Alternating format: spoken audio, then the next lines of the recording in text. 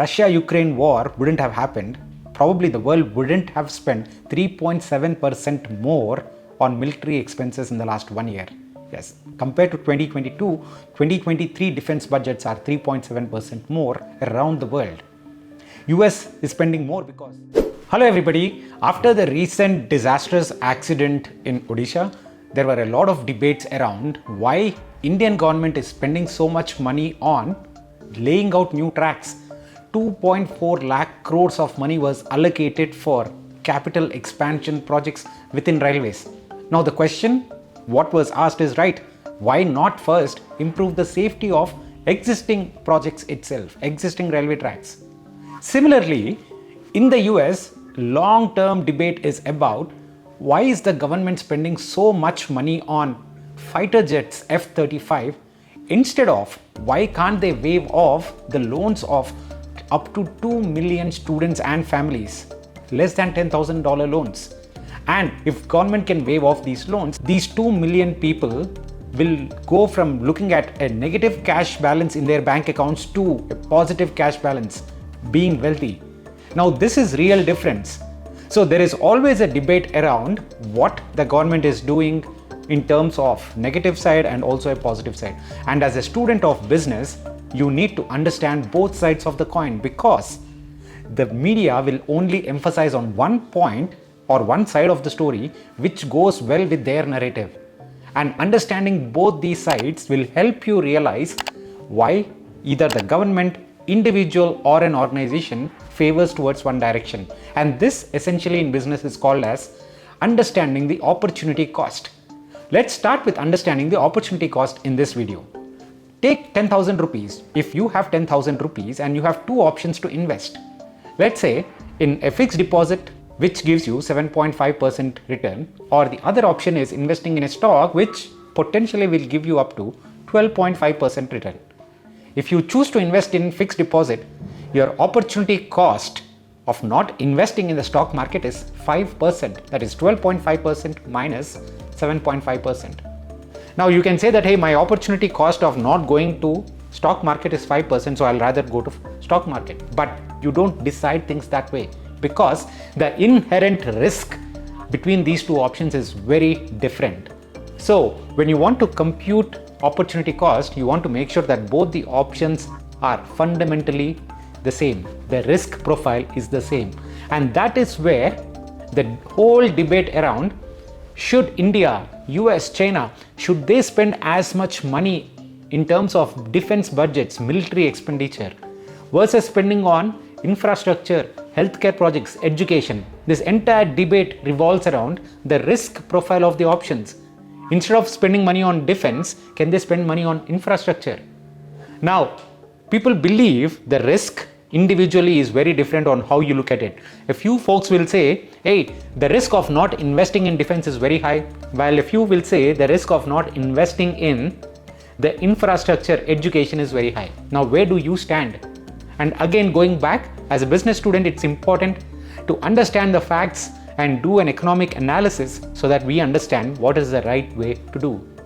And in this video, we are going to analyze the economic consequences of where the world is investing a lot of money right now, that is defense. What are the negative consequences and also what are the positive consequences of this?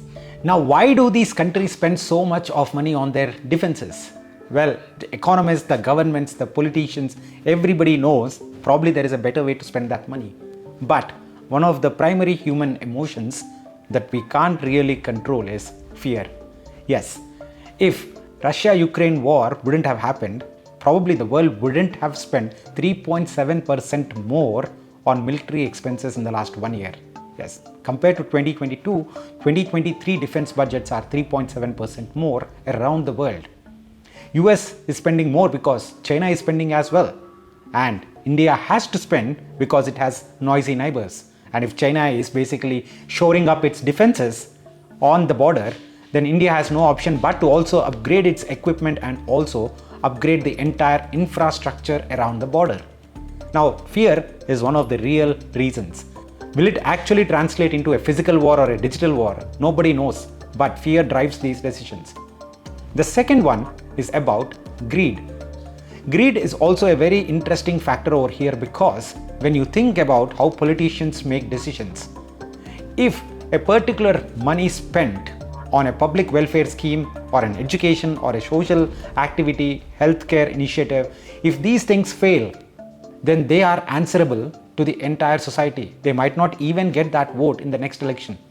But if you think about spending that money on a military project, the research highlights multiple times that the chances of failure are way higher, and the people don't question that kind of failures happening in the military front, because R&D is something super important.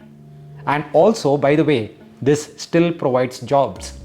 In the US, approximately $800 billion is spent on defense, and it provides roughly 2 million jobs. So on average, per individual, the salary is around $400,000. That's a lot of money. Now, the government can also say that, hey, yes, it's not just about upgrading the weapons, building our defense infrastructure, but we are also providing a lot of jobs. That's the story from, let's say, the folks who are sitting in the developed part of the nation. But what about the developing world? The impact on the developing world is very different, and the economic consequences are real. According to the economists as well, the military expenditure compared to, let's say, expenditure on health, infrastructure, social welfare schemes, it does not have so much of an impact, the military spend. For example, imagine opening up a school in a remote village in India.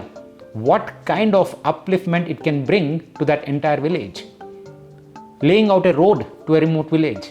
These things can have a meaningful contribution in the developing world, unlike the developed world.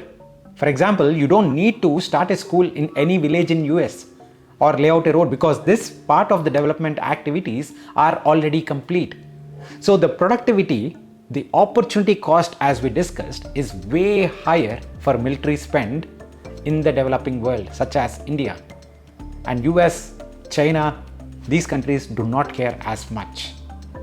The other important element, however, is how both the developing world and the developed world play together. For example, a few months back, US President Joe Biden has made a comment around Saudi Arabia will face consequences if they go ahead and cut down their oil production. Saudi Arabia, the entire Middle East, is a part of the developing world. Because of this kind of a loose talk from the president, these guys have to increase their defense spend, because they do not know what kind of a threat they can expect from the Western superpowers. So you can see that, hey, the threat, the fear is also increasing because of these kind of loose talks, so to say. And the developing world is paying the price for that.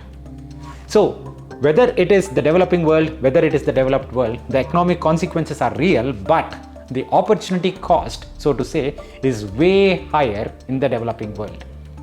Now, where do you believe? What do you stand for? How do you see the risk? For a country like India, we do not have too many options. With two noisy neighbors around us, we have to keep spending money. If China is shoring up the defenses, if China is building that or upgrading their weapons, India can't just stay back, because the threat is real. For the entire citizens, the country to stay prosperous and also to live peacefully, this is an important spend. Well, we might regret that spend, but we still have to do it. That's the situation we are in. Now, as a student of business, as somebody who is observing this closely, you need to understand that it's not just about artificial intelligence, ChatGPT, job layoffs, but also understanding where and how government is spending money will impact you and I on a daily basis. It might not be very obvious for us, but it is important to understand that we are facing these consequences, because the opportunity cost is high in case of you and me. Thank you guys, take care, and I'll see you again in the next video. Bye bye.